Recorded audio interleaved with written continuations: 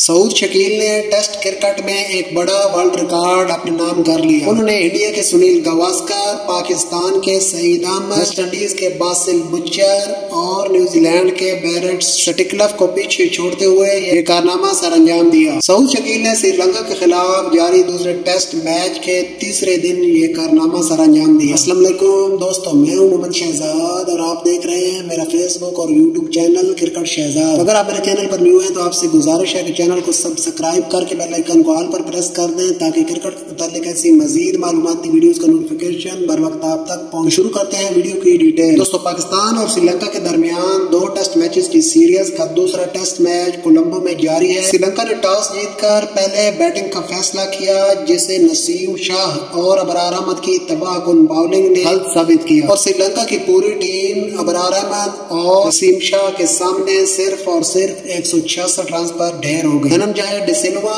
ایک بار پھر پاکستانی باؤلنگ کے سامنے دیوار بن گئے۔ اگر وہ دیوار نہ بنتے تو سری لنکا کی ٹیم شاید 100 رنز کرنے میں بھی کامیاب نہ ہو پاتی۔ پاکستان نے جب اپنی بیٹنگ شروع کی تو امام الحق جلدی آؤٹ ہو گئے۔ اس کے بعد پہلے عبداللہ شفیق اور شان مسعود کے درمیان شاندار پارٹنرشپ اور ان دونوں نے بھی ایک ورلڈ ریکارڈ اپنے نام کیا اور پاکستان کی جانب سے ٹیسٹ کرکٹ میں پہلی بار 16.4 اوور میں ٹیم کی سینچری مکمل کر ڈالی۔ پھر دوسرے دن تقریباً سارا دن ہی بارش کی نظر ہو گیا۔ تیسرے دن جب کھیل شروع ہوا تو پاکستان نے بہترین بیٹنگ کا سلسلہ جاری رکھا۔ عبداللہ شفیق نے اپنی ٹیسٹ کیریئر کی پہلی ڈبل سینچری بنائی اور سعود شکیل نے ٹیسٹ کرکٹ میں ایک ورلڈ ریکارڈ اپنے نام کر لیا۔ کیپٹن بابر اعظم بدقسمت رہے اور 39 رنز پر آؤٹ ہو گئے۔ سعود شکیل جو کہ اپنے کیریئر کا 7واں ٹیسٹ میچ کھیل رہے تھے، انہوں نے اپنے ابتدائی 7 کے 7 ٹیسٹ میچز میں 50 بنانے کا ورلڈ ریکارڈ اپنے نام کر لیا ہے۔ اس سے پہلے انڈیا کے سنیل گواسکر، پاکستان کے سعید احمد، ویسٹ انڈیز کے باسل بچر اور نیوزی لینڈ کے بیرٹ سٹکلف نے 6 ٹیسٹ میچز میں لگاتار 6 50 بنانے کا ریکارڈ